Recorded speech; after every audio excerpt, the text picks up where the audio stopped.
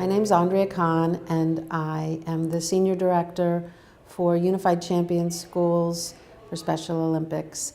And the project that I lead is our inclusive sports and youth leadership program in schools in the United States. We have included a lot of our statistics on the impact that we are seeing with the students and the educators. And the bottom line is that we have amazing stories of impact. Every student that I talk to who's been involved in our unified sports program, where students with and without intellectual disabilities play sports together on the same teams. The students who have intellectual disabilities always say what a great opportunity it is for them to make friends and for them to show that they can be part of their school, to feel like they're connected to their school. As one young person said, at the game they played the national anthem, and the idea that they're such a part of a tradition in their schools is so important to them. And hear the same thing over and over again. The stories are amazing. Same thing with the students without intellectual disabilities. They talk about how I had no idea what these students were like. I didn't really know them. I was afraid.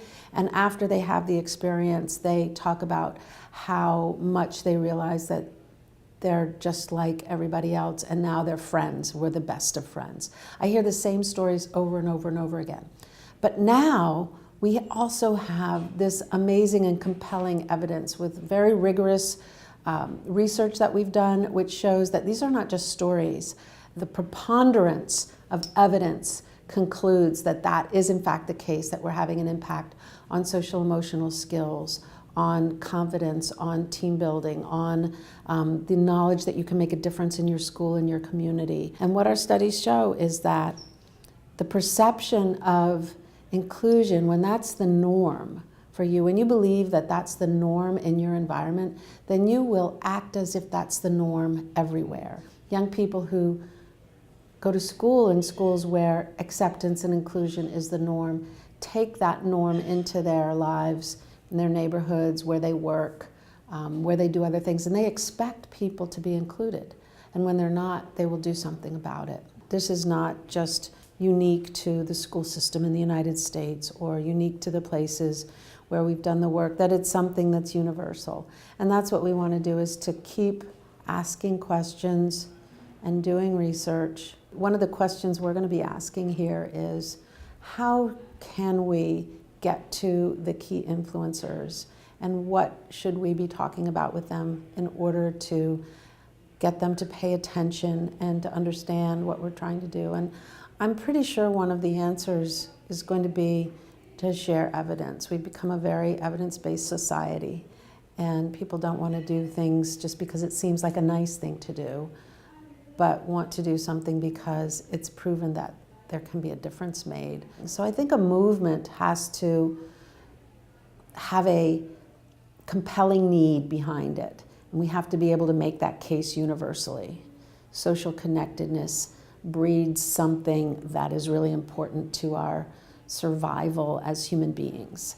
It may sound like just a nice term that somebody uses, but for it to become a movement, I think there need to be some common understandings behind what that means, and what not having people be socially connected means. What are the things that we're fighting against? Just today, in a small conversation with a few folks, I came to a realization about the simplicity of collaborative decision-making and how important that is to making sure that what happens in a community is connected to all the people in the community.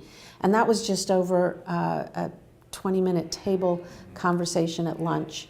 And I think those kinds of conversations are really important to make sure that we do understand how the different work that we're doing supports some common themes around social connectedness.